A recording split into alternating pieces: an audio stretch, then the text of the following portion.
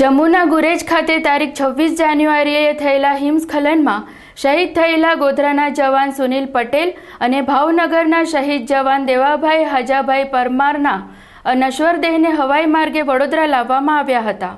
જમ્મુના ગુરેજ સેક્ટરમાં હિમસ્ખલન દરમિયાન 51 રાષ્ટ્રીય રાઇફલ્સના જવાનો ભોગ બન્યા હતા, જેમાં પંચમહાલ ગોધરાના ઓરવાડા ગામના જવાન સુનિલ પટેલ અને ભાવનગરના જવાન દેવાભાઈ પરમારનો સમાવેશ થયો હતો। બંને શહીદ જવાનોના નશ્વર દેહને ગત રાત્રે વિમાન દ્વારા વડોદરા એરપોર્ટ ખાતે લવાયા હતા। શહીદ જવાનોના નશ્વર દેહ વડોદરા આવી પહોંચતા મેયર ભરત ડાંગર સહિત અન્ય આગેવાનોએ શ્રદ્ધાંજલિ અર્પણ કરી હતી।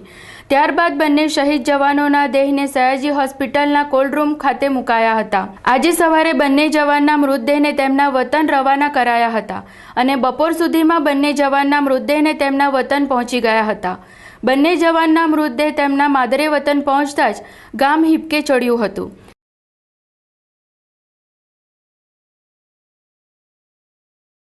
કાશ્મીર ખાતે વતનની રક્ષા કરતા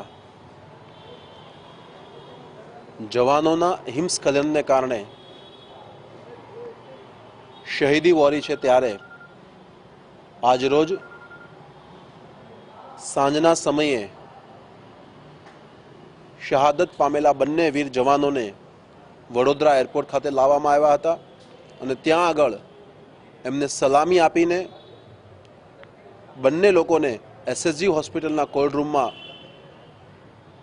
એમના પાર્થિવ શરીરને મૂકવામાં આવ્યું છે અને સવારે 7 વાગે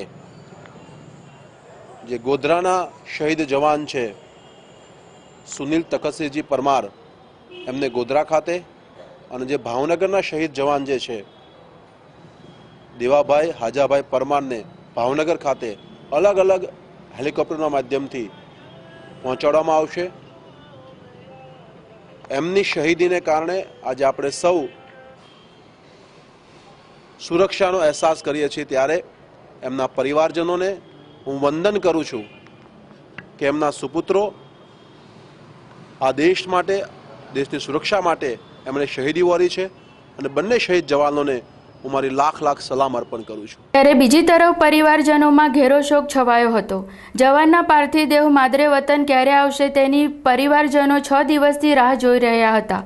પાર્થિવ દેહને આજે સવારે માદરે વતન લાવવામાં આવતા તેમનું હૃદય દ્રવી ઉઠ્યું હતું। વીરગતિ પામેલ સુનિલ પટેલના અંતિમ વિધિમાં જિલ્લા કલેક્ટર, જિલ્લા વિકાસ અધિકારી, જિલ્લા પોલીસ વડા તેમજ મોટી સંખ્યામાં સ્વજનો સહિત અનેક લોકો જોડાયા હતા।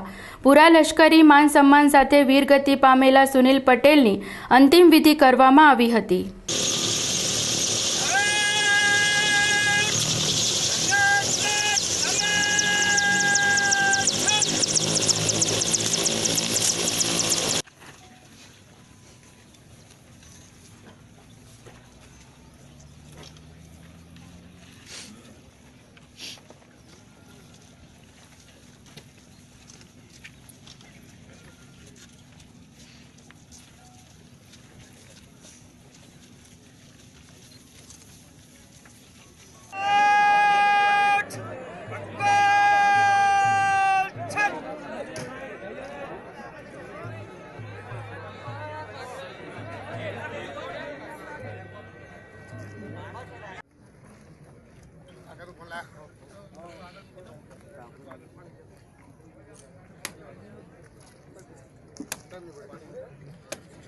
चलो